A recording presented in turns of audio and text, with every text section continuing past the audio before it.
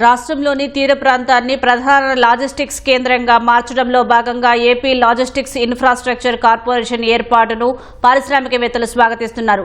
రవాణా నెట్వర్క్లు, cold storage చైన్లను ఏకీకృతం చేయడానికి నోడల్ ఏజెన్సీగా కార్పొరేషన్కు బాధ్యతలు అప్పగించడం పట్ల హర్షం వ్యక్తం చేస్తున్నారు.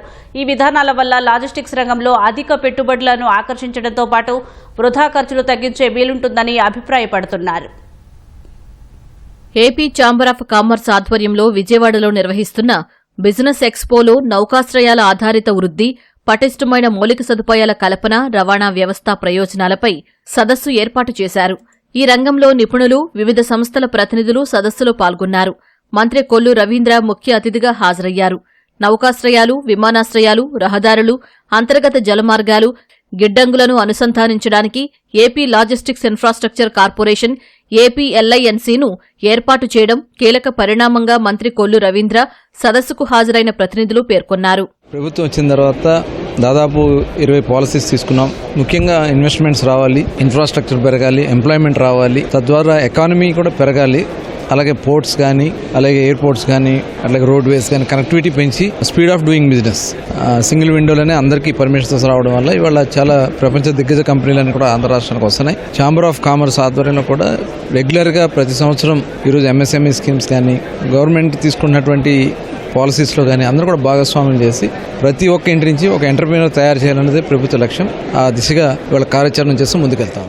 గ్రీన్ఫీల్డ్ వాణిజ్య నౌకాశ్రయాలైన రామాయపట్నం, మచిలీపట్నం, భావనపాడు, కాకినాడ తొలిదశ నిర్మాణాన్ని 2026 డిసెంబర్ నాటికి పూర్తి చేయాలని ప్రభుత్వం లక్ష్యంగా నిర్దేశించుకుంది. మల్టీమోడల్ రవాణా అనుసంధానం కోసం తగిన చర్యలు తీసుకుంటోంది. నౌకాశ్రయాలు, వాటి అంతర్గత ప్రాంతాల మధ్య కనెక్టివిటీని మెరుగుపరిచేందుకు ప్రయత్నం జరుగుతోందని షిప్పింగ్ సర్వీసెస్ రంగ నిపుణులు తెలిపారు. కేంద్ర, రాష్ట్ర ప్రభుత్వాలు చేపట్టిన రహదారుల అభివృద్ధి ప్రాజెక్టుల వల్ల పారిశ్రామిక జోన్లు, నౌకాశ్రయాలు, విమానాశ్రయాలకు అనుసంధానం పెరుగుతుందని రవాణా రంగ ప్రముఖులు సంతృప్తి వ్యక్తం చేశారు. ఈవెన్ పోర్ట్ అనేది it may be ship building కానివ్వండి, షిప్ రిపేర్ కానివ్వండి, ఏదో ఒక యాక్టివిటీ. ఈవెన్ ఈ మధ్య కొత్తగా వస్తుంది ఏఎంఎన్ఎస్ ప్లాంట్ నక్కపల్లి దగ్గర, వాళ్ళు ఓన్గా 4 బెర్తలు కట్టుకుంటున్నారు. ఎందుకంటే అది ఒక పోర్టే.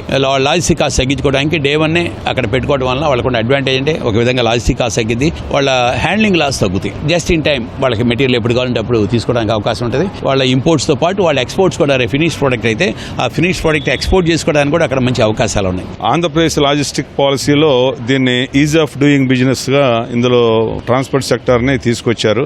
చాలా సంతోషం. ఈ డిజిటలైజేషన్ భాగంలో చాలా ఛాలెంజెస్ ఉన్నాయి. ఈ రాష్ట్రాలన్నిటి యొక్క ఈ డేటా మొత్తం కూడా సెంట్రలైజేషన్ అవ్వకుండా ఈ వాహనాలు అటు ఒరిస్సా అటు ఆ ప్రాంతంలోకి వెళ్ళినప్పుడు విపరీతమైన ఈ చలాన్స్ అంటే ఎలక్ట్రానిక్ చలాన్స్ రూపంలో ఈ డిజిటలైజేషన్ భాగంలో చాలా ఇబ్బంది పడుతున్నారు.